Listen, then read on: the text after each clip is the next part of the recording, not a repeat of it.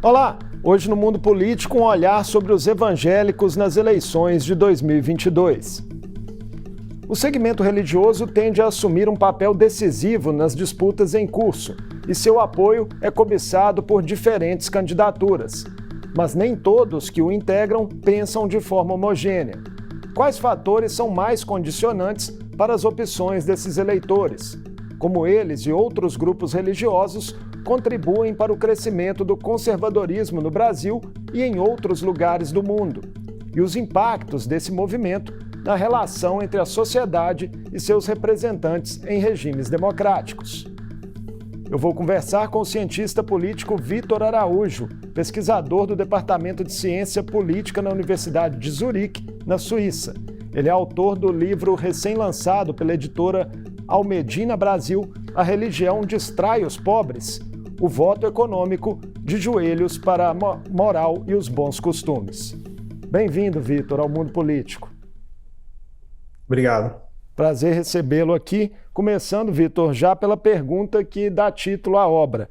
Afinal, a religião distrai mesmo os pobres? Bom, obrigado, um prazer estar aqui com você e também com os telespectadores que nos assistem hoje.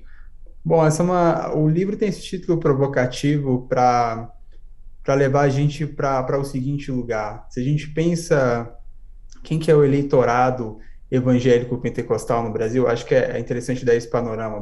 O livro está tentando diferenciar diferentes tipos de evangélicos, tá? Evangélicos que nós conhecemos no Brasil com uma tradição, são como os protestantes históricos ou protestantes tradicionais, e um outro tipo de evangélico é o evangélico pentecostal. E aí um dado interessante, os evangélicos pentecostais, em sua maioria, cerca de 70%, são indivíduos que recebem até 2 salários mínimos. Então, são indivíduos que poderiam ser classificados como de baixa renda ou pobres no Brasil. E o que eu mostro no livro e tento discutir, que eu começo motivando o livro com esse paradoxo, é que esse eleitorado, ele sucessivamente no Brasil, nas últimas 4, 5 eleições presidenciais, sistematicamente ele vota contra partidos com plataformas restributivas.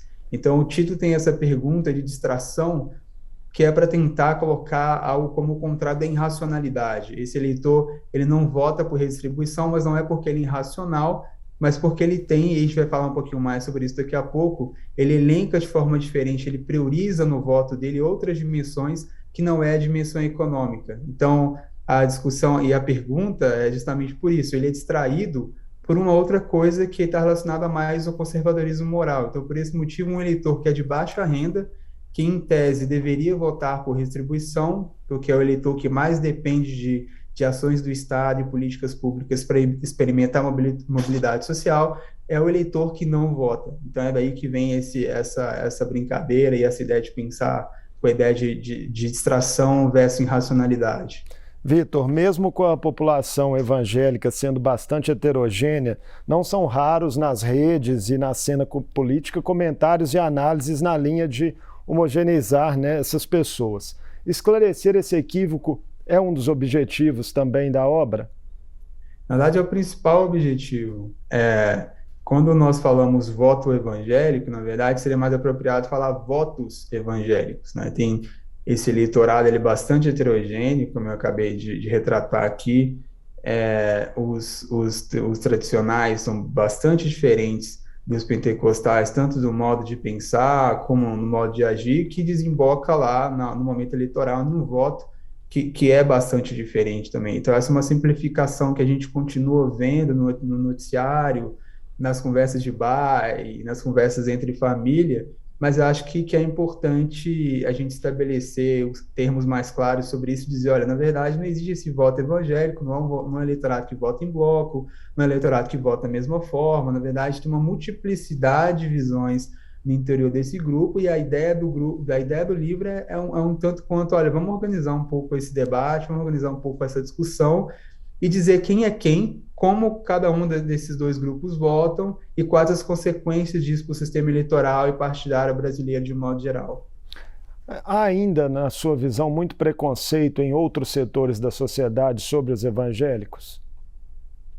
De certa forma, sim, né? Algumas pessoas costumam usar o termo crentofobia, né? Como seria uma espécie de caracterização de juízo de valores negativos em relação aos evangélicos.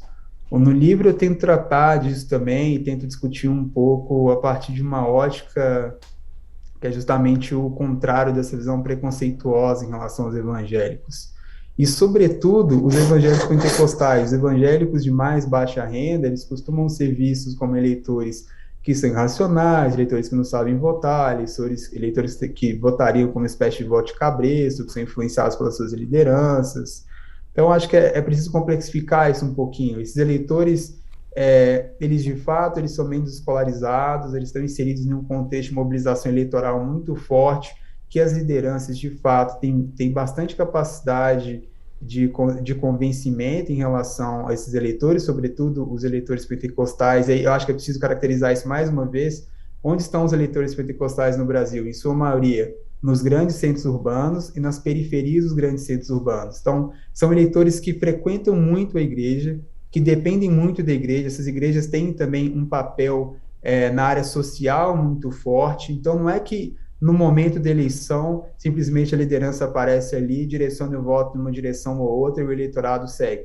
Tem todo um contexto que acaba criando uma maior suscetibilidade de engajamento e de alinhamento entre esse eleitorado que frequenta essas igrejas e essas lideranças. E o ponto que eu tento fazer no livro é esse: olha, quanto maior esse engajamento, quanto maior essa dependência desses fiéis em relação aos líderes, é mais provável que esses líderes consigam fazer esse engajamento e consigam obter êxito quando eles estão tentando convencer os seus eleitores, tentando convencer os fiéis frequentes das igrejas, mas esse alinhamento não é automático, ele depende muito das condições que se dão ali nesse ambiente da igreja. É possível afirmar que o voto por afinidade religiosa vem ganhando força nas últimas décadas no Brasil? Isso é comprovado já, digamos, empiricamente, e se há um marco inicial desse movimento? Eu acho que é preciso e é possível já estabelecer essa conexão. Então, para o nosso telespectador ter isso de forma mais clara, o Brasil vem vivendo uma transição religiosa das mais rápidas do mundo. Poucos lugares no mundo experimentaram uma transição tão rápida. Tá? No espaço de 65, 70 anos, o Brasil está transicionando de um país que era majoritariamente católico. Tá? Então, em 1970, a gente tinha apenas 5% de evangélicos no Brasil, e por volta de 2035, 2040, o Brasil será majoritariamente evangélico, muito puxado pelas igrejas pentecostais, porque as denominações históricas como batistas, metodistas, episcopais, presbiterianos, elas não crescem mais desde o censo de 2000. Então, elas têm registrado, na verdade, crescimento negativo, elas estão estagnadas. E isso se reflete também numa mudança na forma como os políticos precisam chegar até os eleitores, como eles conseguem fazer campanha, o modo como eles conseguem adotar estratégias que sejam mais ou menos atraentes para esses eleitores. Eu gosto sempre de encostar o caso brasileiro e dar uma comparação pensando no caso dos Estados Unidos. Tá? Então, o movimento que eles começaram lá há cerca de 5, 6 décadas atrás, o Brasil está começando agora, que você tem uma espécie de rotação no seu sistema eleitoral partidário. Então, comumente, como que a gente tende a achar que os eleitores votam? Os eleitores tendem a votar com o bolso, né? Então, se a inflação está alta, se o desemprego está alto, se a gente está atravessando uma crise econômica, o incumbente ou o governo da ocasião tende a ser punido. Mas, em sociedades que a gente experimenta essa transição religiosa, temas da pauta moral, eles tendem a se tornar muito salientes, muito importantes no debate público, o que faz com que a economia e dimensões relacionadas à economia, eles tenham menos importância, eles percam um pouco em termos de peso. E isso é exatamente o que nós estamos começando a viver agora no Brasil, e eu acho que exatamente por isso muitas pessoas ainda têm dificuldade de enxergar, porque a gente está no meio do olho do furacão.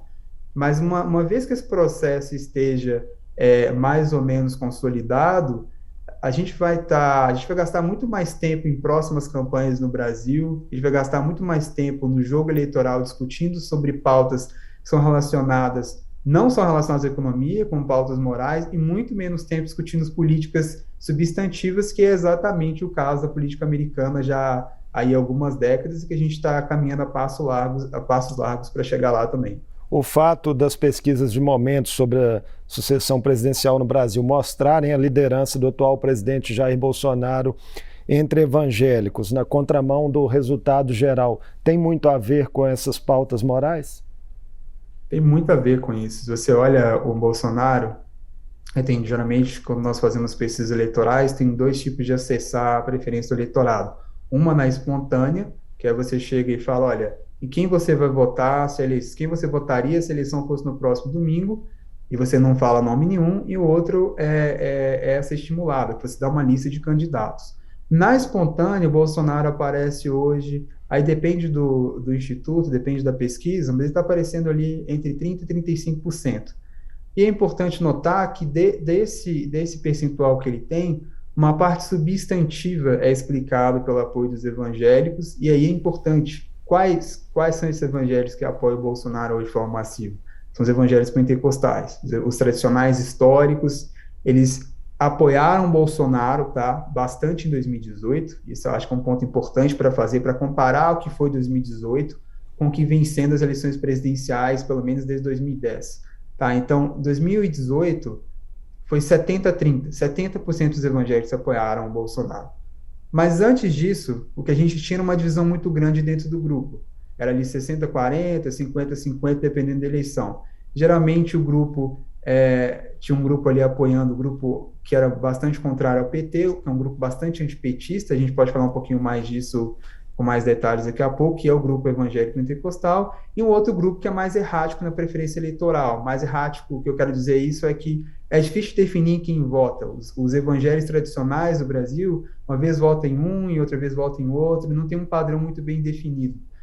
Mas, para trazer isso para 2022, provavelmente, nós vamos voltar ao padrão anterior a 2018, padrão de 10 e 14.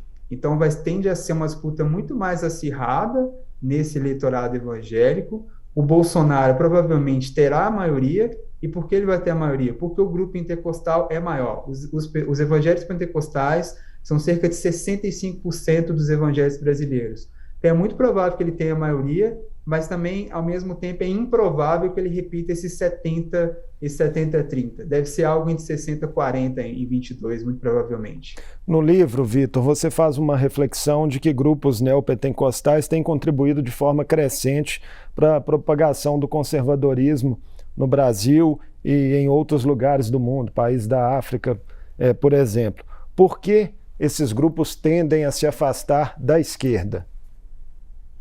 Bom, esses grupos, para dar uma resposta bastante simples para o nosso telespectador, esses grupos tendem a se afastar ou não votar na esquerda, porque eles acreditam que a esquerda ela tende a apoiar políticas e implementar políticas que vão numa direção oposta aos seus valores, numa direção oposta à direção de mundo que eles preconizam, que eles acreditam que é uma visão pautada numa orientação, numa visão bíblica. Então, geralmente são grupos que têm maior resistência à ideia de feminismo, um grupo que tem mais resistência à discriminação de drogas, são grupos que têm mais resistência à ideia da homoafetividade, muita resistência à ideia do aborto. E quando a gente diz muita resistência, é interessante caracterizar isso, que não é que, por exemplo, no caso do Brasil, os evangélicos pentecostais sejam os únicos que sejam conservadores. É porque quando nós analisamos os dados, o nível de conservadorismo nesse grupo consegue ser ainda maior do que a média do conservadorismo do eleitorado brasileiro. Isso é importante caracterizar. O eleitor brasileiro médio, o eleitor brasileiro típico,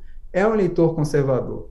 Mas os evangélicos pentecostais estão ainda uma escadinha acima, eles conseguem ser mais conservadores. Para dar só um exemplo aqui, quando você pergunta sobre o aborto, se você seria a favor do aborto, mesmo nas situações que a vida da mãe está em risco.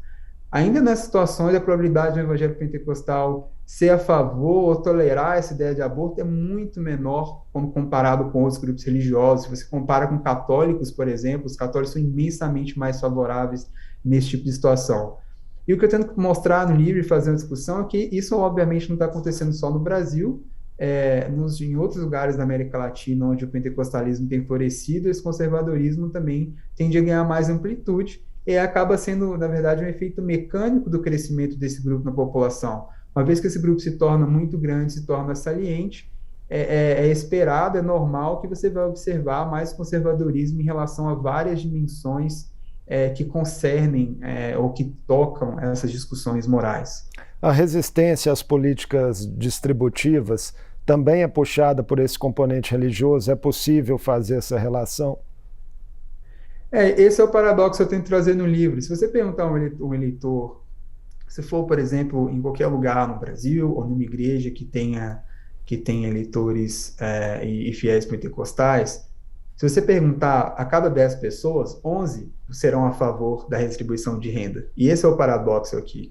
Eles não estão votando contra candidaturas que têm uma plataforma claramente redistributiva porque eles estão contra a redistribuição.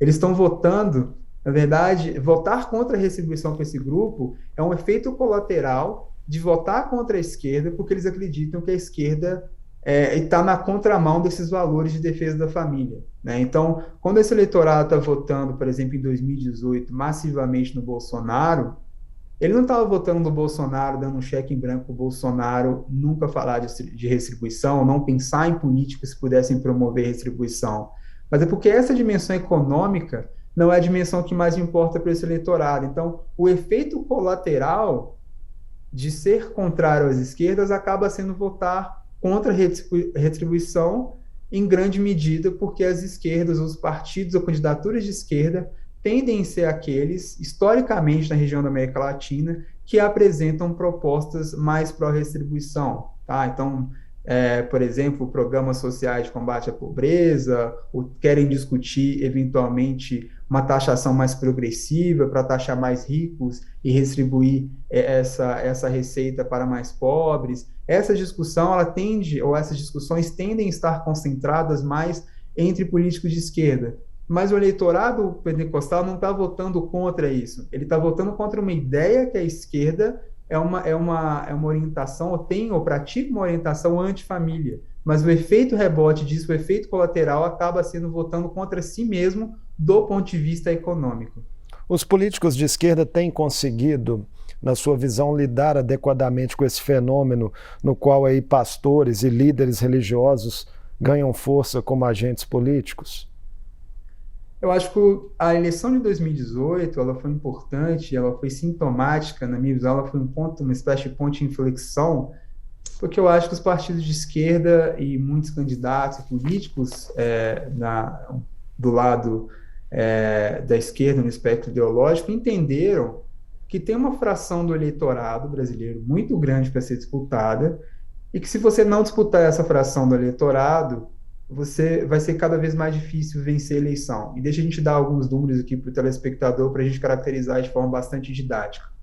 Hoje, tá, em 2022, os evangélicos do Brasil são cerca de 30% do eleitorado. Desses 30%, cerca de 20 e 21% são eleitores pentecostais. Tá? Então, essa é a massa, é a fração maior do eleitorado evangélico.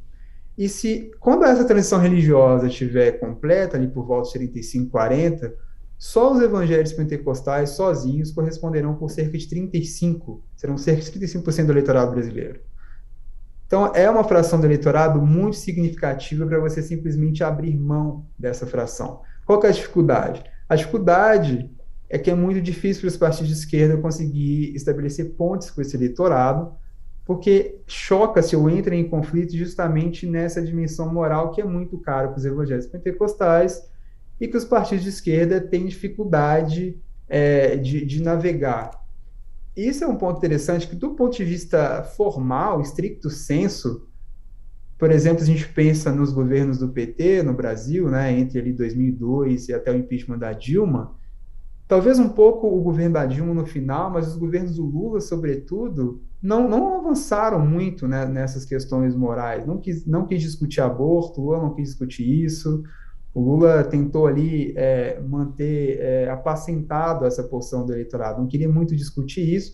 A Dilma fez mais movimentos em relação a isso, teve uma PL ali, a PL 122, que era uma PL no sentido de tentar criminalizar o aborto, teve mais discussões em relação à homoafetividade, e muitas lideranças evangélicas dizem que foi aí que se rompeu, etc., que aí não tinha mais como ter uma relação amistosa com o PT. Mas o que os dados indicam é que essa fração do eleitorado, o pentecostalismo no Brasil, tende a rejeitar o PT muito fortemente, pelo menos a eleição de 2010. Então, isso não é um movimento que começou ontem, é um movimento que foi se consolidando com o tempo, e o que os políticos descobriram em 2018 é que o grupo é muito grande e simplesmente não dá para ignorar esse grupo. Então, é preciso tentar estabelecer pontos, é preciso tentar dialogar com esse eleitorado se você quiser ser competitivo em eleições nacionais. E nas estratégias das forças de direita, Vitor, há impactos notáveis dessa questão religiosa, dessa transição? Acho que a direita já percebeu claramente que é um eleitorado mais suscetível a não votar nas esquerdas. Então, da esquerda, na verdade, eu até faço uma discussão dessa na conclusão do livro, o desafio é muito maior para a esquerda. Para a direita, é mobilizar o que eles precisam fazer do ponto de vista eleitoral, é mobilizar essas agendas morais, que são temas espinhosos para as esquerdas, e tentar colar qualquer tipo de política que vá contra a família nas esquerdas, que é basicamente uma estratégia que o Bolsonaro utilizou em 2018, foi bastante bem sucedido utilizando essa estratégia, é basicamente a estratégia que ele continua utilizando até agora. Toda vez que tem uma má notícia sobre a economia, toda vez que tem uma notícia ruim em relação a políticas públicas, lança uma agenda moral, que é uma agenda que fica ali 2, 3 semanas, o debate público começa a orbitar em torno dessas agendas, ou em torno dessas questões, e mata-se qualquer tentativa de falar sobre questões substantivas. Eu não vejo por que o Bolsonaro mudar a estratégia em 22, provavelmente é isso que ele vai tentar fazer, e por outro lado, o PT, que é o candidato que está organizando agora, né, nas eleições presidenciais, vai tentar puxar para perto da economia e tentar lembrar o eleitor que nos tempos do governo do Lula tinha inflação mais baixa, ou as pessoas estavam consumindo mais, tinha uma taxa de desemprego menor. Eu acho que tende a ser por aí essa batalha de narrativas que nós vamos observar em 22, um campo trazendo as questões morais de forma bastante saliente, porque é o campo que o Bolsonaro navega bem, e o PT provavelmente vai tentar trazer para o lado econômico. Por enquanto, parece que a questão econômica está pesando mais, né, pelo que mostram as pesquisas. O que as pesquisas mostram é que, e isso faz sentido, o tamanho, o montante do eleitorado, que eu tento caracterizar no meu livro, qual que é esse eleitorado que está muito preocupado com as questões morais? Neste momento, de forma bastante clara, os eleitores pentecostais. Hoje, como eu repito aqui o que eu disse agora há pouco, eles são 20% do eleitorado, então eles não vão decidir a eleição. Nessa eleição ainda não, mas eles vão colocar o Bolsonaro no segundo turno. Muito provavelmente é por causa desse eleitor, por causa desse grupo de eleitores no Brasil, que o Bolsonaro estará no segundo turno. Obviamente tem outras pessoas votando no Bolsonaro nesse momento, não são apenas evangélicos pentecostais, mas quase a totalidade das pesquisas indicam que esse é o grupo que dá mais caldo ali para esses 30 e poucos % agora. Então, tem duas formas de você olhar isso, né? Uma forma é olha, veja bem, a economia é o que importa mesmo, toda essa outra discussão sobre moralidade é balela, não é tão importante assim. Uma outra forma de olhar para isso olha, esse eleitorado dá sustentação para um governo que tem ido muito mal na economia, que tem conseguido entregar pouco sobre diversos pontos de vista, e ainda assim um eleitorado fiel e cativo a ele, que vai colocar o Bolsonaro no segundo turno. Então, o exercício que eu sempre gosto de fazer, brincar com os meus colegas, é o seguinte: se esse eleitorado fosse 40% do eleitorado hoje, 40% dos eleitores, provavelmente seria uma eleição muito mais acirrada, provavelmente qualquer candidato contra o Bolsonaro hoje teria muito mais dificuldade. Em relação ao catolicismo, Vitor, há fragmentações similares ao meio evangélico? Sim, tem sim. Tem um movimento recente, né, do catolicismo que é chamado no Brasil como renovação carismática, que é uma tentativa de fazer frente ao crescimento do pentecostalismo nas regiões urbanas. Tá? O pentecostalismo é uma religião desproporcionalmente urbana no Brasil, diferente de outros lugares da América Latina. Está bastante concentrado em bolsões de pobreza e vulnerabilidade dos grandes centros urbanos. O catolicismo no Brasil é o contrário, o catolicismo continua sendo mais forte nas áreas que ainda tem menos urbanização, nas áreas que tem maior concentração, concentrações rurais e por aí vai.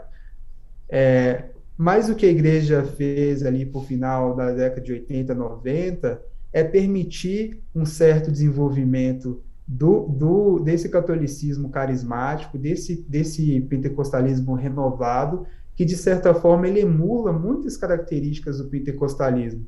E por emular várias características do pentecostalismo, ele tem condições de fazer frente ao pentecostalismo, ou ele teria condições, né, de fazer frente ao pentecostalismo nessas áreas urbanas. Só que essa decisão ela veio com um atraso de 2, 3 décadas. Então, o pentecostalismo ele acaba ainda sendo hegemônico nas regiões urbanas, centrais do Brasil, e é improvável que esse quadro mude.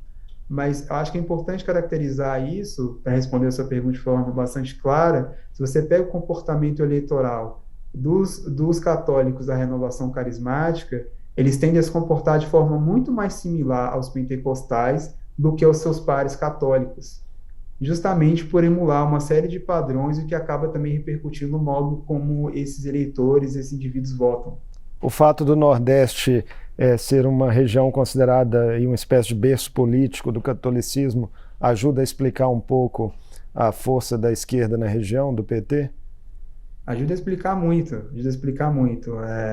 Eu acho que a gente tende a fazer uma análise automática de que o Nordeste ele continua sendo um eleitorado nordestino, né? O Nordeste, na verdade, são várias coisas. A gente tem que tomar um pouco de cuidado, tem muita variação ali dentro da região. Né? Mas o que eu mostro no livro, e venho discutindo também em outros trabalhos anteriores ao livro, é que o catolicismo no Brasil, ele ainda se concentra onde as regiões que ele ainda é muito forte, são quase todas elas no Nordeste, ali na área do Sertão, a área do Agreste, basicamente a região do interior, a região que não é região metropolitana no Nordeste, tá?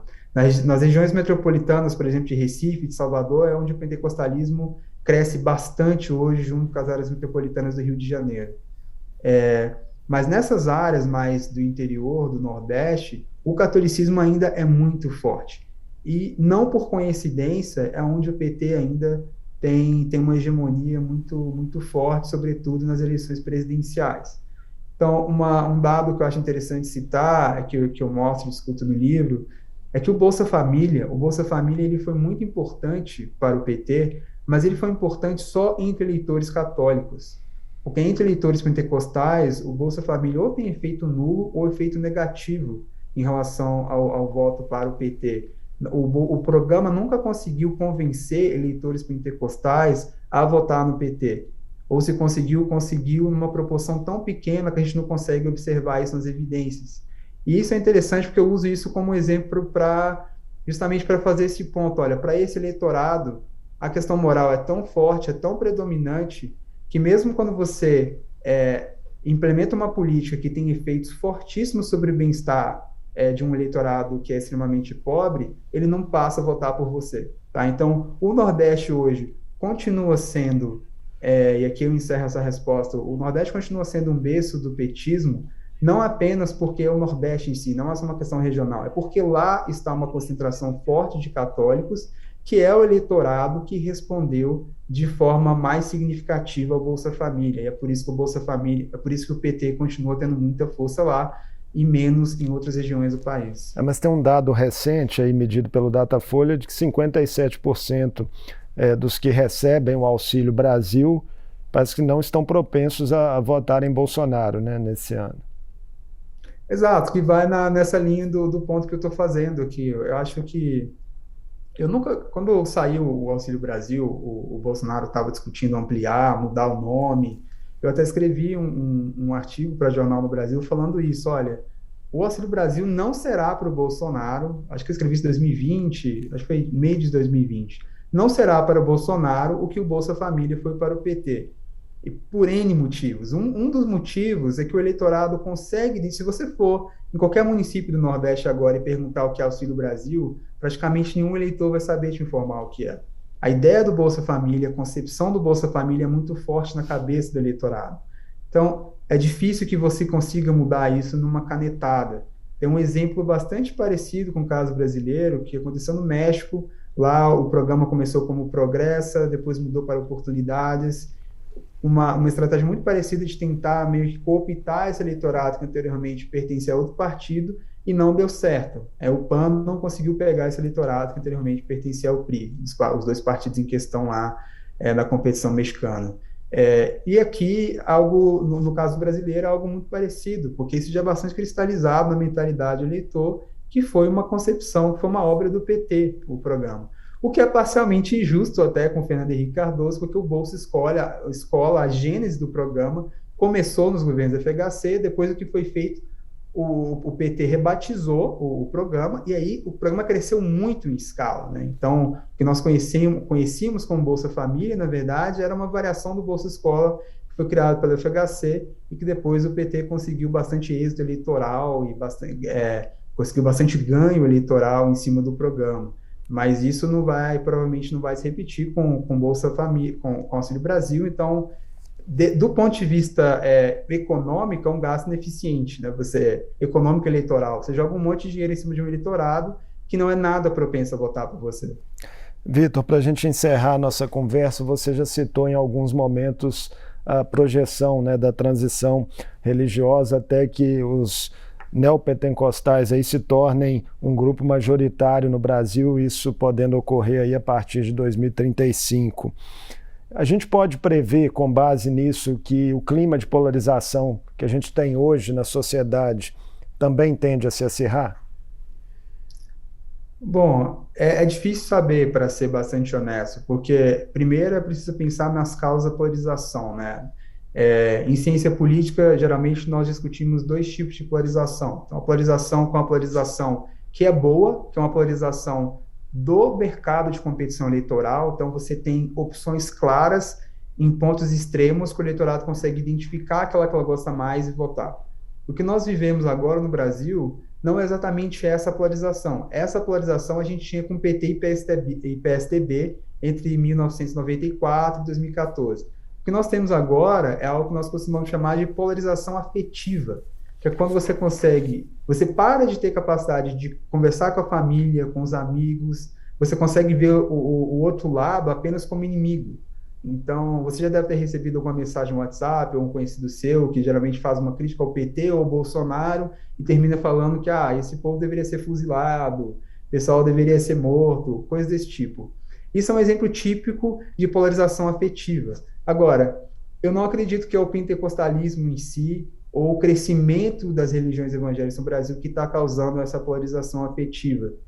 Tem vários candidatos aí a explicar isso. Um deles é a eleição do Bolsonaro, que é um candidato anteriormente, né, que não era do núcleo duro da política, embora estivesse lá há 27 anos no parlamento, mas não era um político muito importante, e que traz com ele agendas e pautas agressivas, começa a pautar pautas, pautar temas que anteriormente não eram discutidos de uma forma muito agressiva, e isso meio que autoriza as pessoas que até anteriormente, por exemplo, não tinha coragem coragem para, por exemplo, se manifestar uma posição racista, uma posição gordofóbica, ou uma posição antifeminista. Você autoriza esse tipo de situação, esse tipo de fala, e isso acaba gerando essa polarização, isso acaba puxando para os extremos. Então, eu não acho que é bem a transição religiosa que está levando a isso. Isso depende muito de como essa transição vai se completar e como o sistema eleitoral e partidário vai se assentar a partir disso.